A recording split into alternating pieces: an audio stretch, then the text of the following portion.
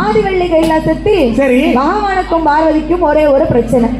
அப்ப பார்வதி அம்மா கேட்கிறா, கைலாசத்திலும் பிரச்சனை வரதான் செய்யுது. வீடான வீட்டுல பிரச்சனை இருக்கணும்பா. சரி. ஒரு வீட்டுல இன்பமும் இருக்கணும், துன்பமும் இருக்கணும். இன்பமும் இருக்கணும், துன்பமும் இருக்கணும், கஷ்டமும் இருக்கணும், நஷ்டமும் இருக்கணும். அதான் இன்பப்படும் போது பொண்டாட்டியோட அருமை தெரியும், கஷ்டப்படும் போது புருஷனோட அருமை தெரியும். உரப்ப தின்னாத்தான் இனிப்போட அருமை தெரியும். கண்டிப்பா கண்டிப்பா தான். அதனால ஐயம்மா, புருஷனும் பொண்டாட்டி இருந்தான்னு சொன்னா பிரச்சனை வந்தே தீரணும். சரி. ஹஸ்பண்ட் ஒய்ஃப் இருந்தாங்கன்னா டைவர்ஸ் ஆயே தீரணும். பாத்துக்கோ,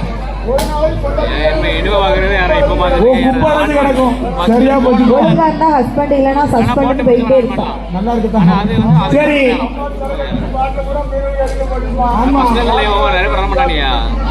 சரி சரி. அப்ப பார்த்தா பார்வதா தேவியானவள் ஆண்டவனாகப்பட்ட சிவபெருமானை வைத்து என்ன கேட்கிறா தெரியுமா? என்ன என்னம்மா கேட்கின்றா? ஆண்டவா பகவானே, அம்மா முட்டு கட்டாம இருமா அப்படின்னு சொல்லுதா.